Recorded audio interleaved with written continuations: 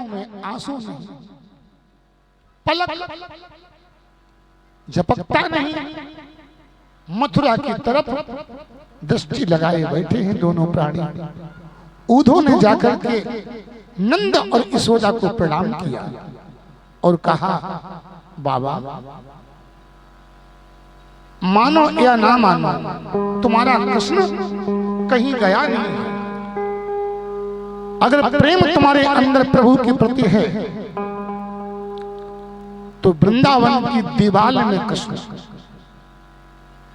वृंदावन के वृक्षों में कृष्ण, कृष्ण हरि व्यापक सर्वस्तु समाना और प्रेम ते प्रकट हुई में जाना। परमात्मा वो तुम्हारा कृष्ण परमात्मा है, और परमात्मा केवल आपका नहीं, वो तो सबका होता है, और तुम परमात्मा के लिए इस प्रकार से दुखी हो। नंद बाबा के नेत्रों से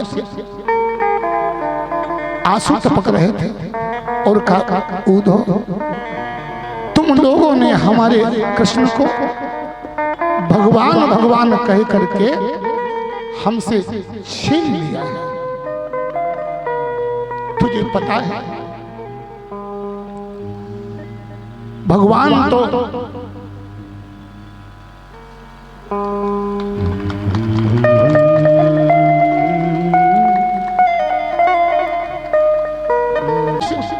रस्सियों से बांध करके उखल में बांध दिया। हो सकता है मेरा कृष्ण हमसे मन ही मन नाराज है। बेटा ऊधो मेरे कन्हैया से जाकर के कह देना मेरा कृष्ण लौट आए, मेरा कृष्ण लौट आए, मैं उसे कभी नहीं डांटूंगी, कभी नहीं डांटूंगी।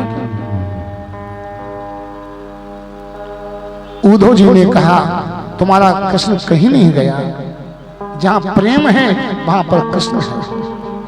कृष्ण निराकार है, कण कण में विद्यमान है। नंद बाबा ने कहा, ए ऊधो ये तेरा ज्ञान हमारे पल्ले नहीं पड़ रहा है। भगवान तो तू कहता भगवान कण कण में है, अरे इन हाथों से मैंने उस कृष्ण का स्पर्श किया, तो इन हाथों को कैसे विश्वास होगा कि कृष्ण निराकार।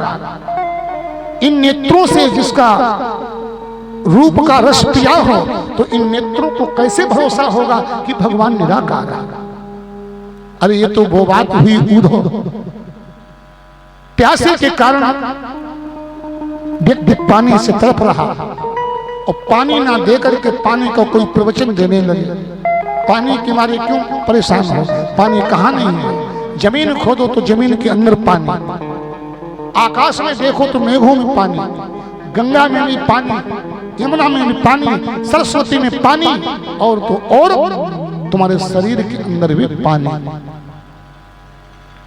पर पिपासु व्यक्ति क्या कहे कि पानी के प्रवचन को सुनकर के प्यास नहीं बुझती है, प्यास तो पानी पी करके ही मिलती है। सारी रात कृष्ण की चर्चा में जागरण हुआ। प्रातः हुआ तो गोपियां पानी भरने के लिए आई, और जब पानी भरने के लिए गोपिकाएं आई, उनमें राधा, ललिता, विशाखा, एक कहती है बहन कृष्ण परसों की कहकर गया, और उस कृष्ण जी ने तो हमको ऐसे छोड़ दिया जैसे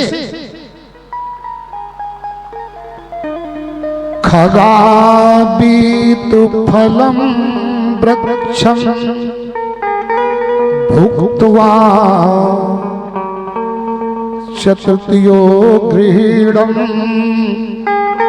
दधियम मृगायस्त आराणम जरहु भुक्त्वारतम स्त्रिया। उस कन्हैया ने हमें ऐसे छोड़ दिया कि जैसे पक्षी फलदार वृक्ष को खाने के बाद में वृक्ष को छोड़ देते हैं।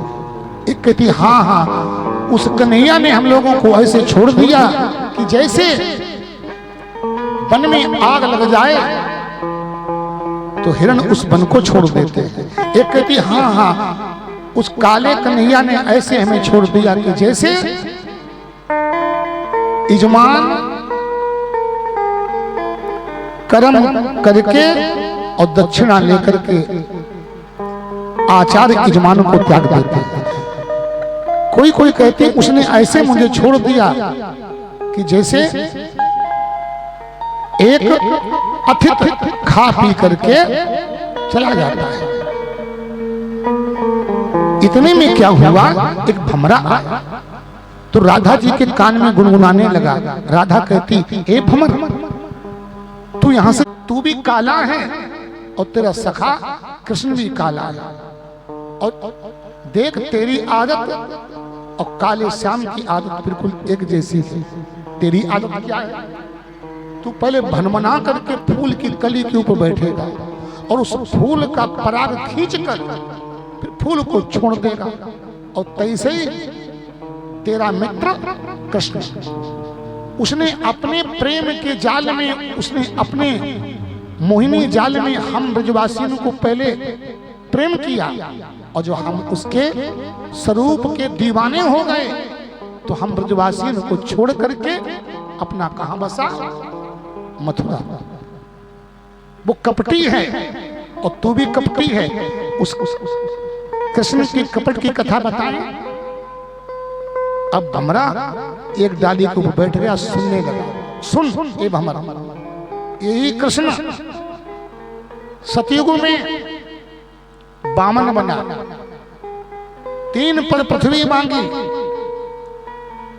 और 2 पदों में तीनों लोक नाप लिया। चलो बाली को छोड़ो, बिचारी सूर्पनखा ने क्या बिगाड़ा। यही कृष्ण राम बन करके आया, बिचारी सूर्पनखा गई प्रेम का प्रस्ताव लेकर, और इस काले कलूटे ने विवाह किया नहीं, स्वरूपा को कुरूपा बना दिया, नाक कान कटवा दिया। चलो सूर्पनखा को छोड़ो। अरे बेचारे बाली का क्या दोष, इस काले कलूटे ने छुप करके तीर मारा। अब भमरा जो था वो डाली से उड़कर मथुरा की तरफ चला।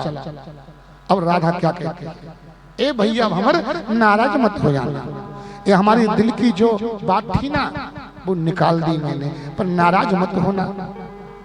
सच ये है कि हमारे प्यारे से मत कहना, क्योंकि अगर तुमने हमारे प्यारे से कह दी, अब वो कैसे भी हो, पर मन मैंने कन्हैया को दे दिया तो अब मैं कहां से लाऊं। एक सखी कहती है